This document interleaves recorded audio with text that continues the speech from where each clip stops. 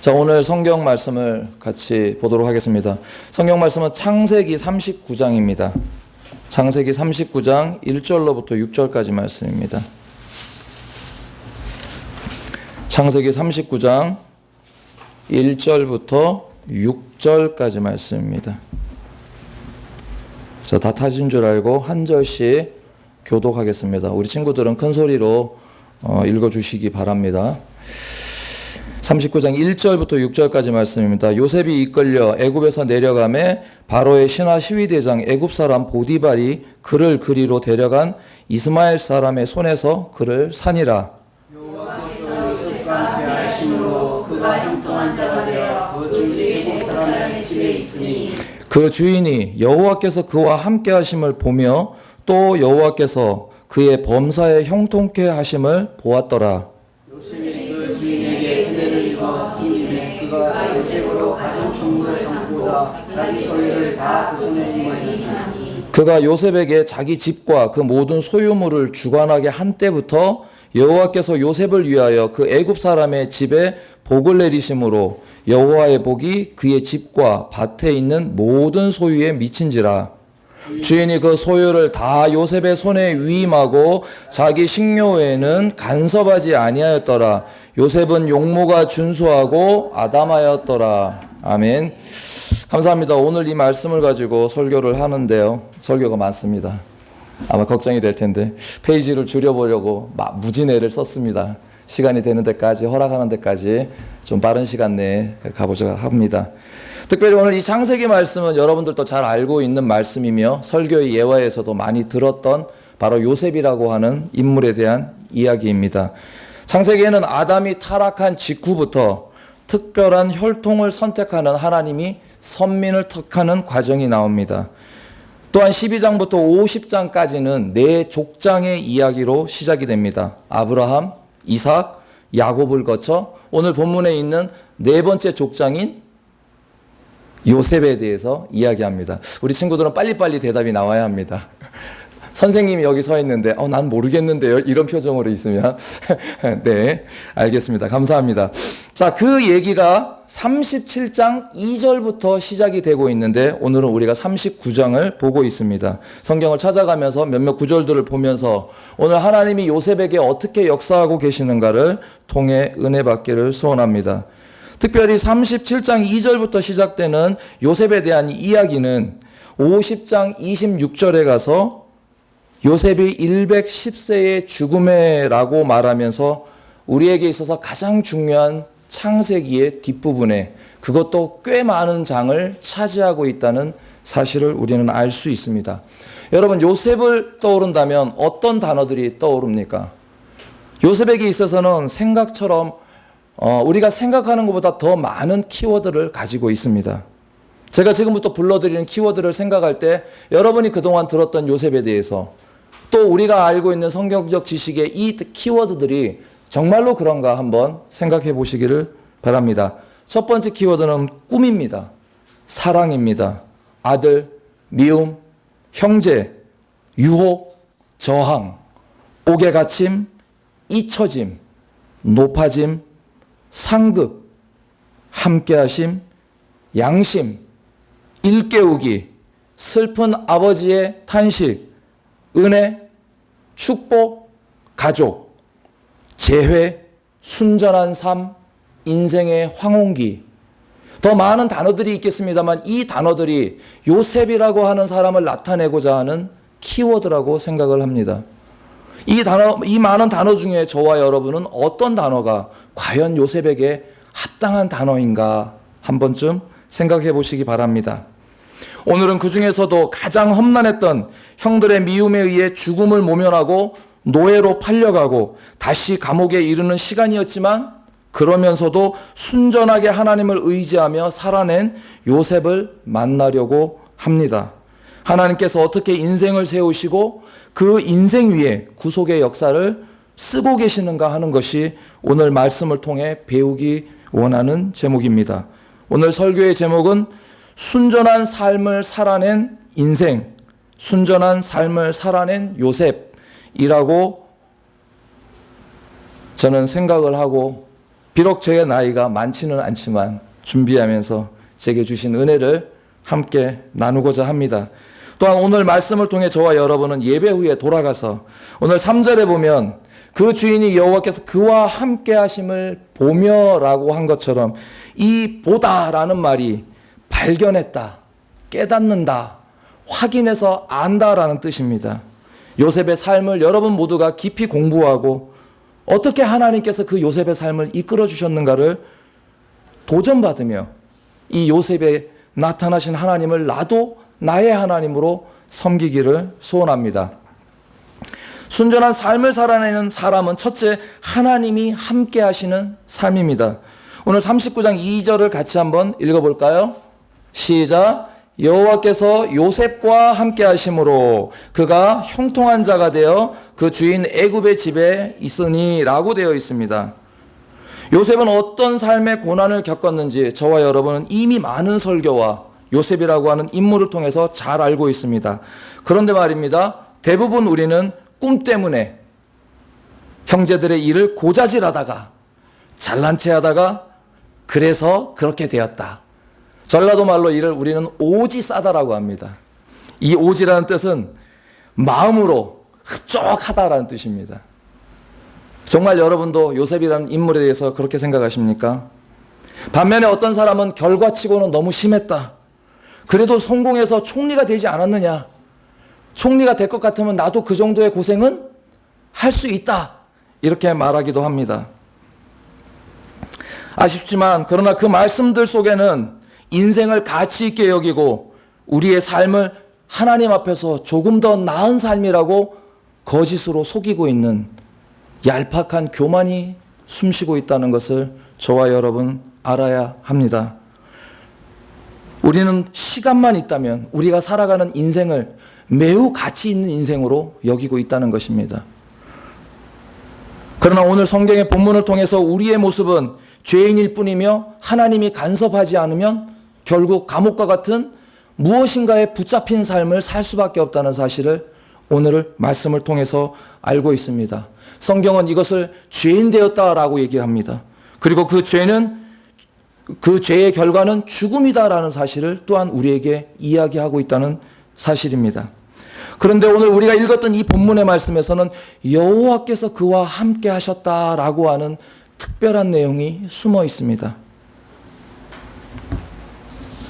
이 구절은 39장에 4번에서 반복해서 나오며 50장까지 이어지는 말씀 중에 가장 중요한 말씀으로 요셉의 삶이 과연 하나님께서 간섭하지 않았으면 어떻게 되었을까?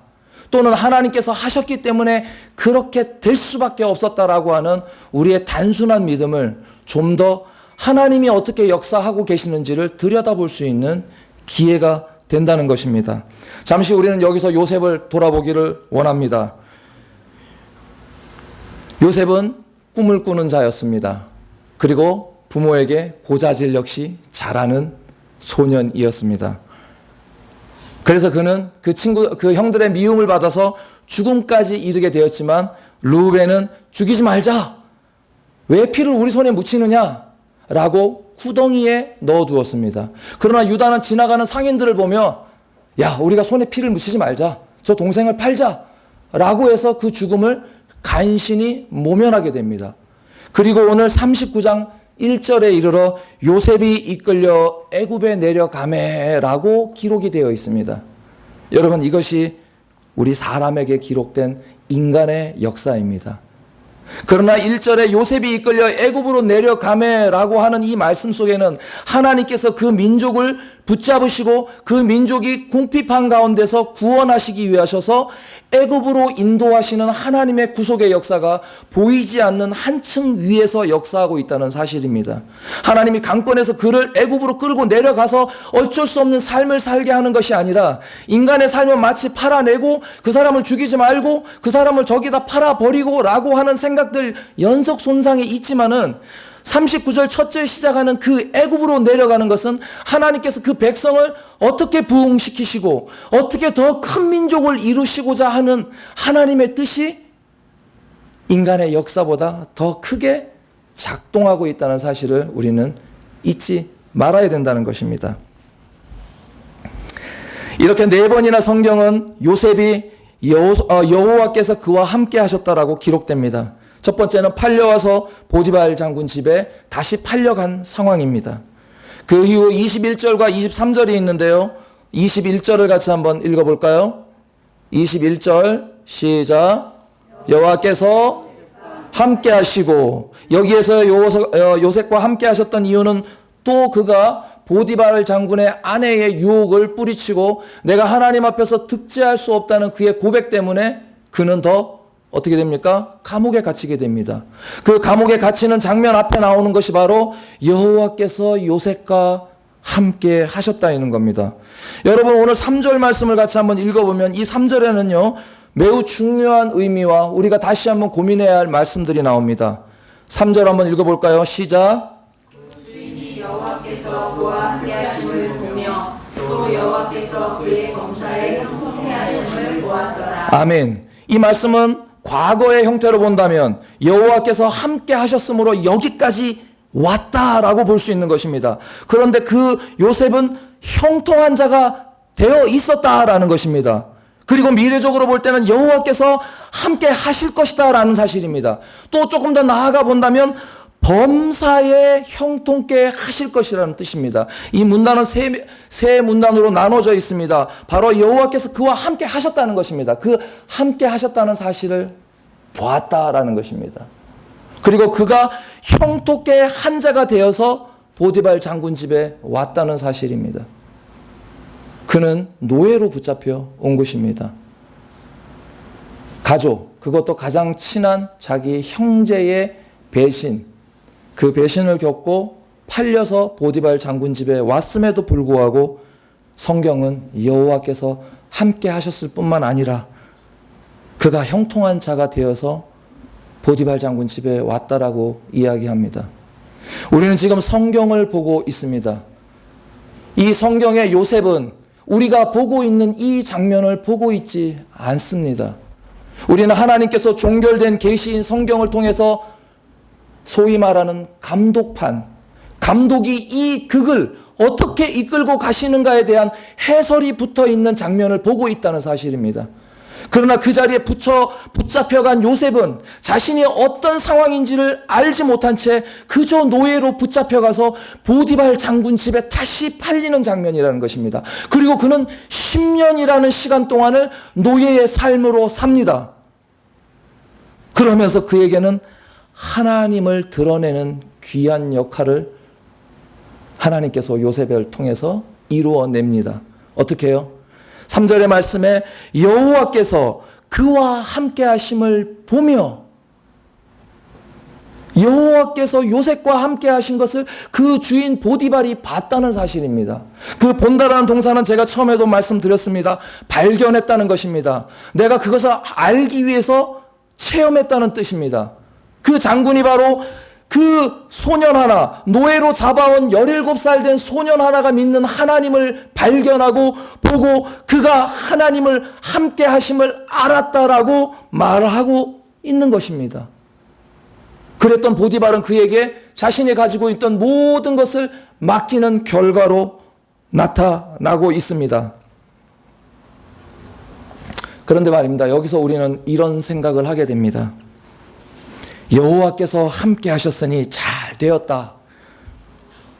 그렇다면 도대체 요셉이 한 것은 무엇인가? 요셉은 채색 옷을 입었고 아버지의 독차지한 사랑 때문에 형제들의 미움을 받았으며 고자질했던 요셉이 아닌가? 여러분, 우리가 성경을 읽을 때에 조금 더 유의해서 읽어야 할 이유가 여기에 있습니다. 거짓 교사들은 바로 이러한 점을 들어 우리에게 다가옵니다. 맞는 설교인 것처럼 보입니다. 그럼에도 불구하고 우리는 이것을 이원론적으로 빠져서는 되지 않는다는 사실입니다. 하나님을 믿었으니 복을 받는다. 하나님만 함께 하시면 나는 모든 게 해결된다. 우리 모두 그렇게 생각하지 않습니까? 그런데요, 이렇게 말하는 사실은 우리는 성경 어딘가에서 찾을 수 있습니다. 욥의 친구들이 욥에게 했던 말에서 찾을 수가 있습니다. 또한 하나님의 천상회의에서 마귀가 하나님께 욥에 대해서 참소할 때 이 말을 했던 것을 우리는 알고 있습니다. 욥이 어찌 까닭없이 그 하나님을 경외하리까? 그리고 나서 이어서 하는 말은 하나님께서 그를 잘되게 해 주셨기 때문에 욥이 저렇게 잘되고 있는 것 아닙니까? 라고 하는 것이 누구의 말입니까? 마귀의 입에서 나온 말입니다. 그런데 우리 마음속에서도 바로 지금 그런 생각들을 하고 있다는 것입니다. 요셉이 잘되었다라는 것이 하나님이 요셉을 잘하게 해 주셨다고 성경에 써 있으니까 그렇게 된 것 아닙니까? 라고 똑같이 말하고 있다는 사실입니다.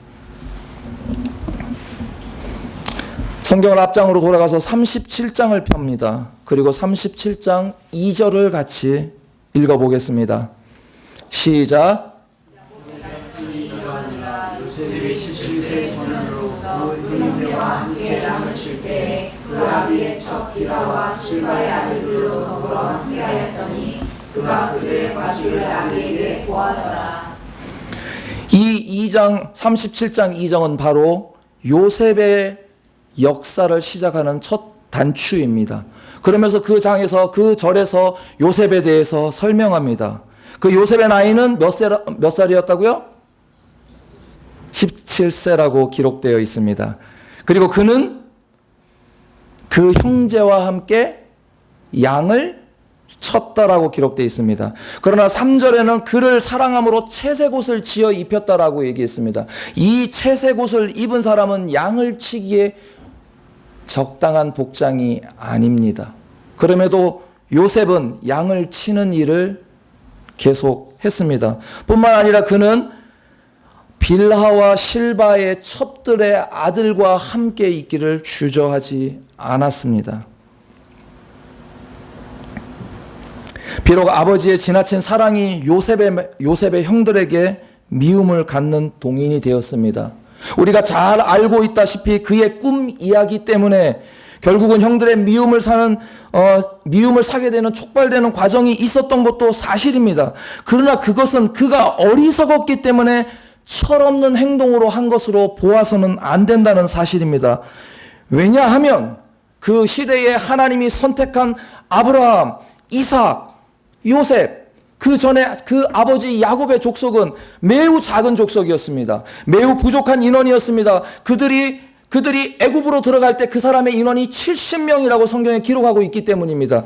그 고대 근동에서의 아버지의 권한은 매우 강력한 것이었으며 자식을 직접 죽일 수 있는 권한을 가지고 있었다는 사실을 우리가 잊어서는 안 될 것입니다. 부모인 저와 여러분에게 스스로에게 질문하기를 원합니다. 형제들이 있습니다.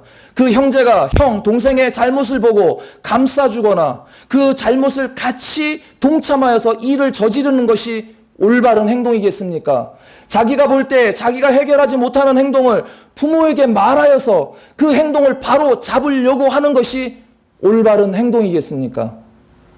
우리가 읽는 성경은 과연 누가 성경을 읽고 있는지를 우리는 명심해야 한다는 뜻입니다. 우리는 죄인입니다.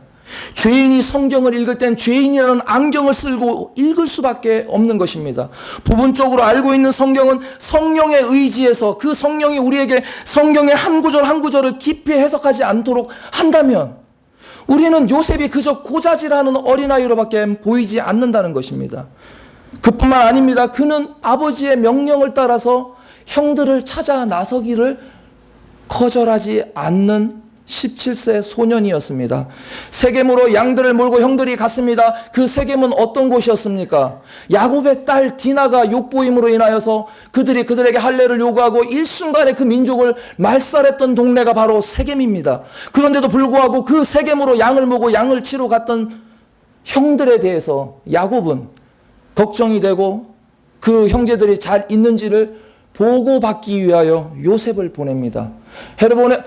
여기에 있는 그 성에서 이곳이 가야 할 세겜까지는 100km의 거리가 넘습니다.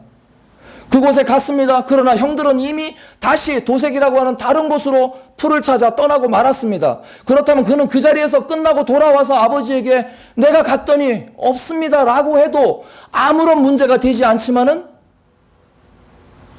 요셉은 다시 자신이 있는 곳에서 형들이 있는 곳까지 찾아가는 열심을 보이는 사람이 요셉입니다. 비록 그가 꿈을 이야기하고 그 꿈 때문에 형들의 미움을 산 것이 미움을 가지고 있는 형들에게서 나오는 잘못입니까? 아니면 그가 정당하게 말씀대로 살아내려고 한 행동 때문에 받는 고난 때문입니까? 이런 요셉의 나이가 17세였다라고 말하고 있습니다. 그리고 그 요셉이 잡혀왔던 39장 2절에는 여호와께서 요셉과 함께 하셨다라고 말하고 있습니다. 여호수아 1장 8절 말씀에는 이 율법책을 내 입에서 떠나게 하지 말며 주야로 그것을 묵상하며 기록한 것을 지켜 행하라. 그래야면 내 길이 평탄하게 될 것이라 내가 형통하리라는 말씀이 있습니다. 우리는 단편적으로 아는 요셉은 꿈쟁이입니다. 고자질쟁이일지도 모릅니다. 어쩌면 우리는 그것만을 보고 싶어하는 것은 아닙니까? 우리는 타인들에 대해서 자세히 알지도 못하면서 바로 이렇게 몇몇 드러나는 문제만을 갖고 바라보고 있는 우리의 시각에 문제가 있는 것은 아닙니까?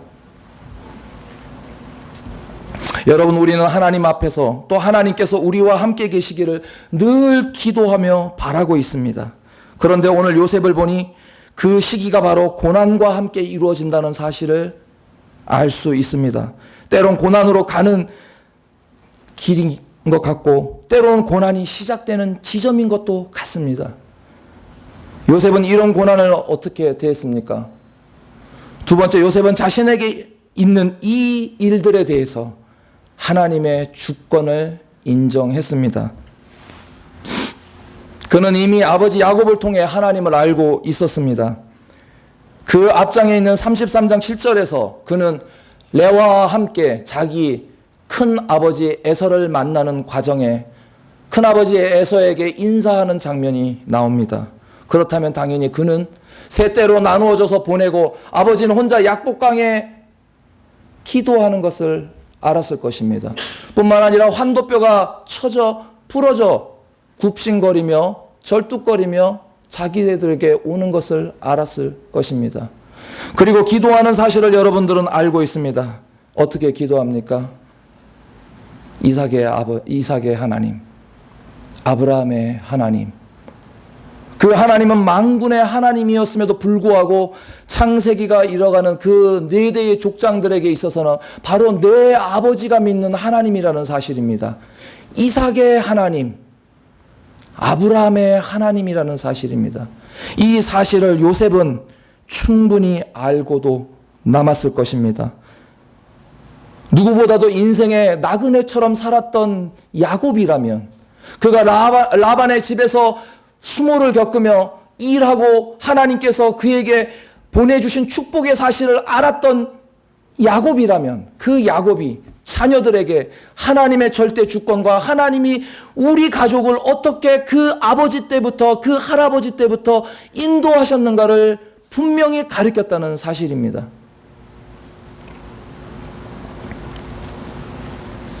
같은 믿음 안에 있다라고 같은 사람이 있겠습니까? 바른 믿음은 여호와께서 함께 하시는 믿음이어야 한다는 사실을 잊어서는 안 됩니다. 그들에게는 형들이 있었음에도 불구하고 오직 오늘 하나님의 관심은 그 다음 세대를 이끌어가야 할 족장 요셉에게 관심이 있었다는 사실입니다. 그래서 하나님께서는 요셉을 불러 세우십니다. 인생의 고난이라는 방법을 통하여 하나님이 39장에 바로 애굽으로 내려가게 하기 위하여 그 애굽에서 하나님이 원하시는 많은 때를 얻게 하기 위하여 하나님은 요셉을 들어 쓰시고 그 요셉을 하나님의 방법대로 인간사의 역사대로 흘러가게 허용하셨다는 사실을 잊어서는 안 됩니다. 우리가 생각해 보면 요셉은 오히려 하나님이 안 계실 것 같은 보디발 장군 집에서 하나님을 더 의지했습니다. 3절의 말씀에 그 주인이 여호와께서 그와 함께 하심을 봤다라고 먼저 말씀드렸습니다. 아버지를 통해서 배웠던 신앙은 이런 고난의 현장을 만날 때 그 진가를 발휘하는 것입니다. 군인이 훈련받은 것은 언제 그 진가가 드러나겠습니까?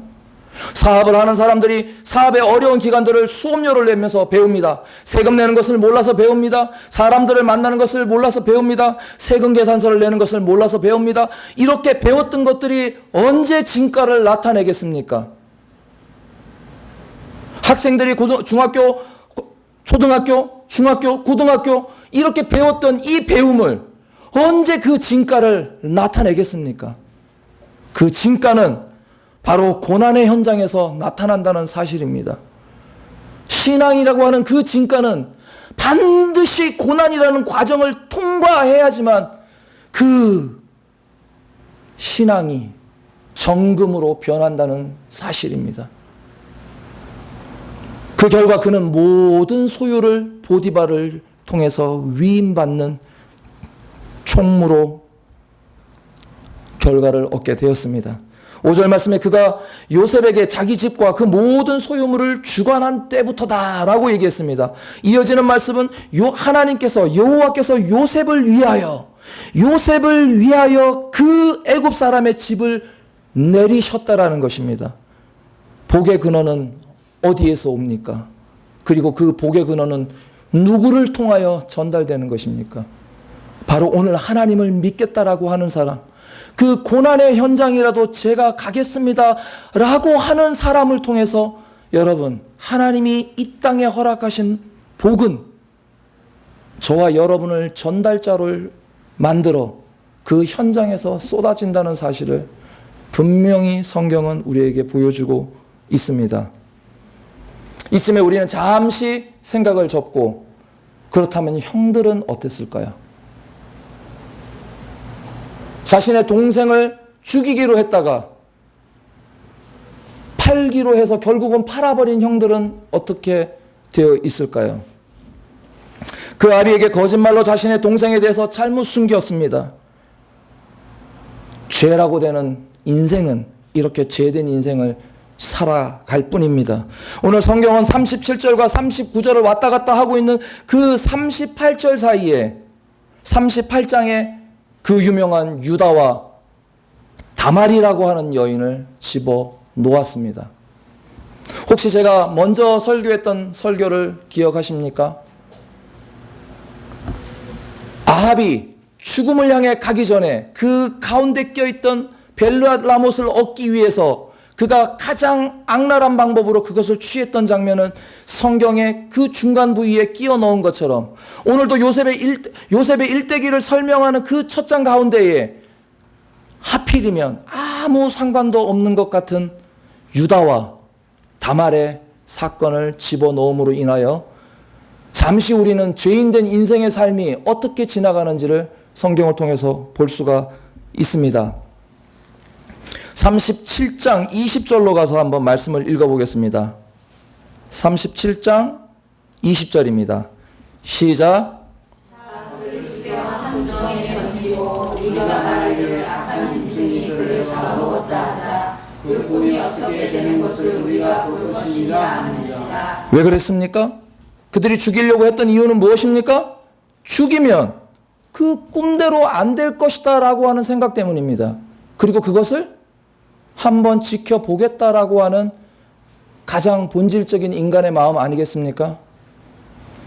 예레미야 17장 15절에는 이렇게 말하고 있습니다. 그들이 내게 이르기를 여호와의 말씀이 어디 있느냐 이제 임하게 할지어다 하나이다 라고 기록되어 있습니다. 죄인된 인생은 하나님을 향해서 저기를 가지고 있습니다. 이 저기를 가지고 있는 사람은 끊임없이 하나님을 향하여 하나님이 계시다면 나를 한번 죽여봐라. 그 저기는 십자가 산상에서 죽어가시는 예수님을 향하여 하나님의 아들이라면 하나님이 저를 구원할 것이다 라고 말하는 죄인된 결국을 드러내게 되어 있다는 것입니다. 예수 바로 믿지 않는 사람들은 마지막 하나님이 묻는 질문 앞에서 하나님의 말씀이 어디 있느냐? 그 말씀이 내게 임해보라라고 하는 가장 참혹한 말을 꺼낼 수밖에 없다는 사실입니다. 그것이 바로 오늘 37장과 38장 하나님이 택한 백성, 하나님이 구원해 주신 백성 야곱이라고 하는 사람에게 일어났던 일입니다. 그 사람이 유다입니다. 그리고 그 유다가 낳은 쌍둥이 자녀가 바로 다말이라고 하는 여인을 통해서 나타납니다. 그런데 신기한 것은 이 다말이 바로 예수님의 족보의 4명의 여인 중에 첫 번째 여인으로 들어가는 다말이라는 사실입니다.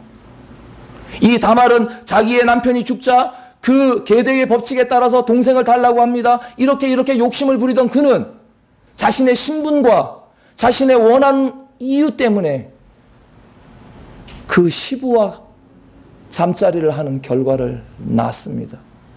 이것이 바로 오늘 37장과 39장 사이에 껴있는 하나님의 택한 가족, 하나님의 택한 백성 야곱이라고 하는 집에서 일어나고 있는 일이라는 사실입니다. 그뿐만이 아닙니다.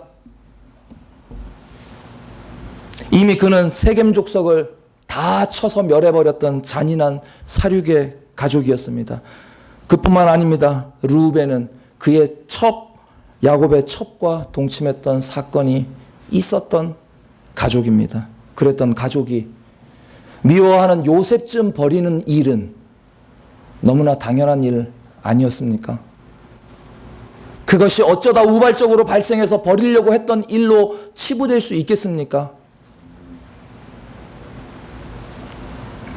야고보서 1장 15절에 욕심이 잉태한 즉 죄를 낳고 죄가 장성한 즉 사망을 낳는다라고 말씀하고 있습니다. 그리고 이러한 사실을 우리는 수치라고 부릅니다. 야곱의 가족의 수치는 아무런 도덕적 기준을 아무리 낮추고 낮춘다 할지라도 있어서 될 일은 아닙니다. 그럼에도 하나님께서 그 가족에게 허용하시는 역사입니다. 그 유다와 다말이 예수님의 직계 족보에 들어가고 있는 사실을 우리는 다 이해할 수 없다 하더라도 하나님께서는 그 사실을 들어서 예수 그리스도의 족보에 올려놓는다는 사실입니다.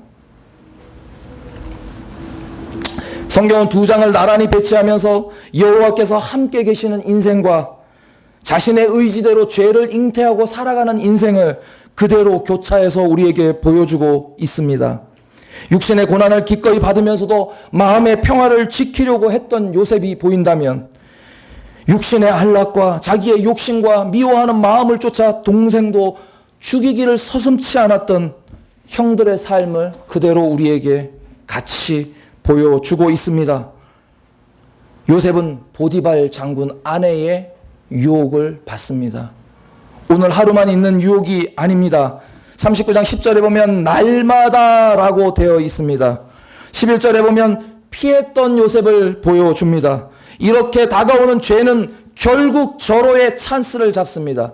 두 사람만이 있는 자리, 아무도 보지 않는 그 자리에서 보디발 장군의 아내는 적극적으로 그를 유혹했습니다. 그때 자신의 옷이 잡아당기는 힘에 벗겨질지라도 도망을 갔던 것이 바로 요셉이었습니다. 그럼에도 불구하고 그 요셉은 먼저 그런 일이 있었을 때 내가 이 큰 죄악을 지어서 하나님께 득죄할 수 없다라고 하는 신앙의 고백을 드러냈던 인물이 바로 요셉입니다. 이런 자리에 틈이 있다면 마귀가 끼어들지 않겠습니까?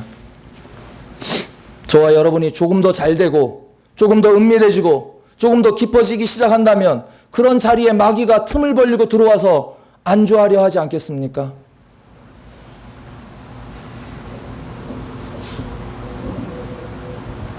우리는 자주 넘어집니다.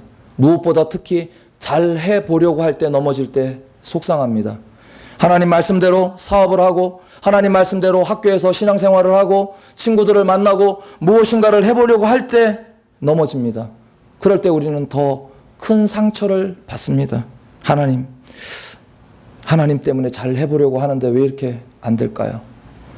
주님 말씀 믿고 더 잘 해보려고 하는데 왜 이렇게 고난이 닥쳐올까요?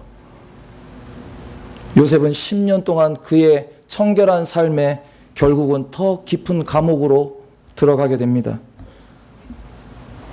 죄는 반드시 우리의 은밀한 곳에서 시작이 됩니다. 그 세 번째가 바로 요셉이 그때의 죄의 현장에서도 하나님을 인정하는 신앙자였다는 사실입니다. 그가 순전했던 이유는 바로 죄에 대해서 자신이 용기 있게 죄와 더불어 싸우려 하지 않았다는 것입니다. 죄의 무서움을 알았던 그였기 때문에 신앙의 고백에 대한 대가는 너무나 크고 너무나 처참한 것이었습니다.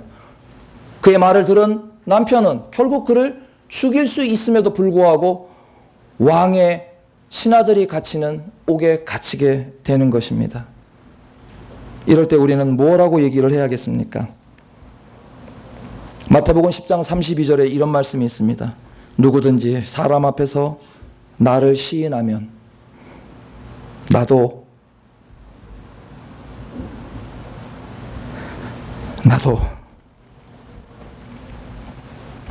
하나님 앞에서 내 아버지 앞에서 저를 시인할 것이요.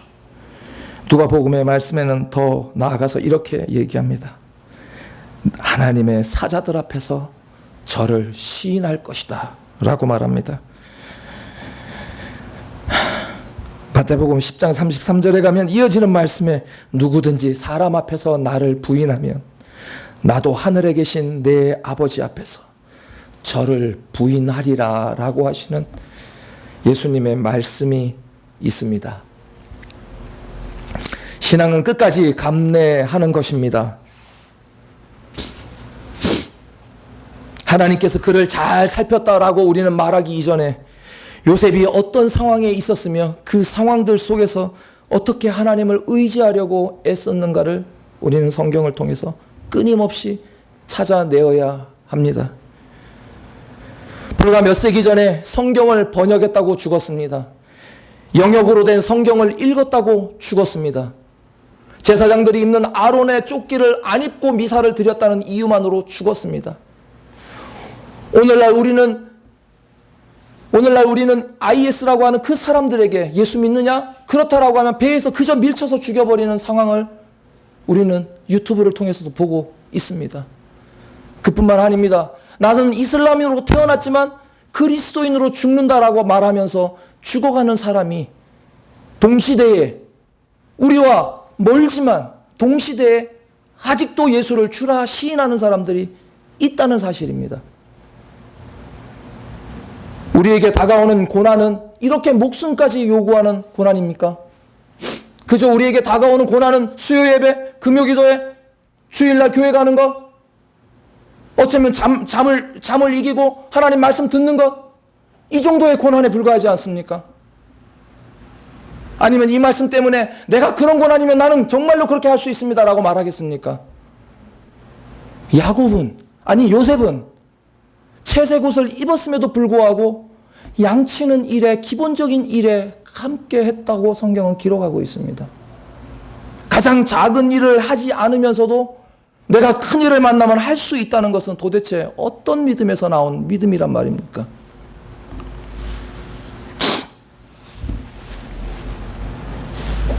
오늘 성경은 우리에게 위대한 구절을 말씀하고 있습니다. 여호와께서 요셉과 함께 하시고, 그랬던 그는 옥에 들어가서도 또 범사의 형통함을 그 결과로 얻습니다. 채색옷을 입고 살았던 17세의 소년 요셉, 살기 어린 형들에게 의해 구덩이에 던져졌고 애굽으로 내려가 미디안 사람에게 팔렸으며 다시 보디발 장군에 팔려 종이 되었던 요셉, 다시 왕의 제수들이 갇히는 감옥에 갇히어서 오늘 39장에 기록된 이 말씀으로 끝을 맺는 요셉, 그에게 있어서의 변화는 유일하게 상황밖에 없었습니다. 그에게 변하지 않는 것은 하나님을 바라보는 요셉의 태도였습니다. 오늘 우리는 나이가 들어가고 있습니다. 학교를 졸업했습니다. 직장을 갔습니다. 결혼을 했습니다. 자녀를 낳았습니다. 우리의 상황들은 변해가고 있습니다. 어려워졌습니까? 조금 더 나아졌습니까? 예, 좋습니다. 그러나 우리가 하나님을 바라보는 우리의 태도는 변하지 않고 지금까지 유지하고 있습니까? 저는 우리가 가르치는 아이들에게 얘기합니다. 너희들은 이제 내일 모레면 중학생이 된다. 중학생이 되면 이제 달라진다, 신앙은. 왜? 상황이 바뀌었으니까. 지금 이 시대의 사람들이 상황만 바뀌면 당연히 신앙도 바뀌는 것이라고 말하고 있지 않습니까? 이런 사람들에게 요셉은 오늘 우리에게 무엇을 알려주고 있습니까? 오히려 우리는 잘 되었을 때 더욱더 주의해야 합니다. 오늘 고통들이 요셉을 어쩔 수 없는 상황에 몰아넣어서 그 속에서 오로지 하나님만을 바라봤다라고 여러분들이 우기신다면, 그렇게 말하신다면 요셉이 총리 대신이 되어서 그가 한 일 또한 우리는 보아야 합니다. 40장 이후로 넘어가면 그가 총리 대신이 되었으면서 어떻게 했는지를 보여주고 있습니다. 47장 27절에 그러므로 요셉이 애굽 전지를 다 사서 바로에게 드리니 애굽 사람이 기근에 몰려서 각기 전지를 팔미라 땅에 바로의 소유가 되니라. 그는 총리 대신이 되었음에도 불구하고 그가 하나님을 바라보는 신앙의 자세는 결코 변한 것이 없습니다. 제가 오늘 드린 설교는 그 요셉의 가장 큰 클라이막스 중에 첫 부분에 불과합니다. 그 요셉은 마지막에 하나님이 인생을 어떻게 구원하시고 그 하나님의 구원에 나를 어떻게 쓰는지를 깨달았습니다. 우리는 이것을 구원에 이르는 지식이라고 말합니다. 하나님이 나를 어떻게 구원해 가시는가? 하나님이 한 죄인을 끌어서 하나님이 원하시는 천성을 향하여 내 등 뒤로 닫히는 구원의 문을 확인하게 하는 그 영원한 지식을 오늘 이렇게 살아낸 사람에게 알려주신다는 것입니다. 믿음의 사람들이 바로 그것을 믿음으로 달려왔다라고 히브리서 11장은 온통 우리에게 얘기하고 있습니다. 그리고 12장 4절에 가서 너희들이 그렇게 하지 못하는 이유는 너희가 죄와 더불어 싸우지 않기 때문에 이 사실을 모른다라고 얘기하고 있는 것입니다. 마음에 안 들면 한 족속이라도 죽여버리겠다고 하는 그 사람들의 악의, 동생이라도 죽이는 것이 당연하다고 살아온 사람들의 죄악된 삶, 이 죄와 더불어 싸우지 않으면 하나님의 구원에 이르는 지식은 그저 부는 바람처럼 느끼기는 느낄 때인데 이 바람이 도대체 어디서 오는지 모르고 지나간다는 사실입니다. 그래서 전로역정의 존 번연은 마지막에 이렇게 말합니다. 천성문에 다 달아서 그곳에서 지옥으로 가는 길이 있다라고 말하고 있습니다. 이제 보이는 천성문 앞에서 지옥으로 가는 길이 있다라고 존 번연 목사님은 말합니다. 누가 그랬습니까? 롯의 아내가 그랬습니다. 롯의 아내가 뛰어나온 길은 이제 돌아보기 말아야 할 길이었습니다. 나오자마자 돌아본 것이 아닙니다. 불과 거리가 얼마 멀지 않았다라고 성경에 기록하고 있습니다. 불과 불이 떨어져서 살아날 수 있는 그 길이 얼마 넘지 않았음에도 불구하고 롯의 아내는 세상을 돌아보고 말았습니다. 이 사실을 존 번연 목사님은 천성의 문이 있음에도 불구하고 그 문 앞에서 지옥으로 향하는 길이 곧바로 나 있다라고 얘기를 하는 것입니다. 말씀을 맺고자 합니다. 우리는 자주 성경 구절을 인용합니다. 내게 능력 주시는 자 안에서 내가 모든 것을 할 수 있다라고 말합니다. 빌립보서 4장 13절의 말씀입니다. 그런데 그 앞절에는 이렇게 기록되어 있습니다. 내가 비천에 처할 줄도 알고 풍부에 처할 줄도 알아 모든 일에 배부르며 배고픔과 풍부와 궁핍해도 일체의 비결을 배웠노라. 이 말씀이 오늘 그렇게 살아낸 요셉을 설명하는 구절이 아닙니까? 그렇게 살아낸 사람이 내게 능력 주시는 자 안에서 내가 모든 것을 할 수 있다라고 말하는 것이 아니겠습니까? 이렇게 성경 한 구절이 창세기 10수장을 걸친 요셉의 삶을 우리에게 알려주고 있지 않느냐는 말입니까? 요셉은 17세에 붙잡혀가서 30살에 감옥에서 나왔습니다. 그리고 그의 인생의 화홍기도 끊임없이 하나님 앞에서, 그리고 우리가 지금 보지 않았던 형제들을 용서하는 장면까지 나아갑니다. 그의 용서는 자신이 용서하는 것이 아니라 하나님이 이때를 위함이다라고 하는 놀라운 고백을 통하여 제가 여러분에게 말씀드렸던 구원에 이르는 지식이 무엇인지를 깨달은 장본인입니다. 이 결과는 말씀드린 것처럼 우리가 죄와 더불어 피 흘리기까지 싸우지 않기 때문에 우리에게 오지 않는 것입니다. 신약으로 넘어온 우리는 어떤 시대에 살고 있습니까? 자신을 부인해야 합니다. 자신의 십자가를 찾아서 져야 합니다. 그리고 이 올고든 교회의 사명인 좁은 길로 가는 것을 멈춰서는 안 됩니다. 로마서 5장 21절에는 우리가 사망의 왕 아래 있거나 그리스도, 왕이신 그리스도 아래 있거나 둘 중에 하나에 있다라고 말합니다. 그 중간은 없습니다. 한 드라크마를 잃어버려 찾았던 여인을 기억하십니까? 그 신랑이 신부에게 주어진 10 드라크마는 사랑의 징표입니다. 그 한 드라크마를 잃어버렸을 때 신랑 되시는 예수가 10 드라크마를 내놓으라고 말할 때 9 드라크마밖에 없다라고 말하는 것은 신부로서의 자격을 잃는 일입니다. 무화과 나무가 저주받은 사건을 기억하고 있을 것입니다. 분명히 피어나지 않는 추수의 기간이 아니었던 무화과 나무의 입장에서 본다면 이 얼마나 안타까운 일입니까? 그러나 정해진 세상의 시간이 중요한 것이 아니라 열매를 원하시는 예수님의 시간이 따로 있다는 사실을 우리는 반드시 알아야 합니다. 예수님이 원하는 시간이 바로 열매를 맺어내야 한다는 시간입니다. 예수님 조금만 더 기다려주세요. 이제 곧 가을이면 그때 풍성한 열매가 맺히지 않겠습니까? 라고 말하는 인간의 나약한 변명이 만왕의 왕이신 하나님의 아들 예수 그리스도 앞에서는 통할 수 없다는 사실입니다. 오늘 요셉은 여호와가 함께 계심으로 끝까지 그런 삶을 살아낸 사람입니다. 이곳에 성공이 있었습니까? 이곳에 그의 잘됨이 있었습니까? 우리가 부러워해야 할 것은 무엇입니까? 올고든 교회는 우리의 표제처럼 끝까지 다시 복음을 세우고 우리의 잘못이 어느 곳에부터 시작되었는지를 멈추어서 생각하고 하나님의 말씀인 성경을 붙잡고 나를 살려달라고 기도하는 것부터 시작해야 합니다.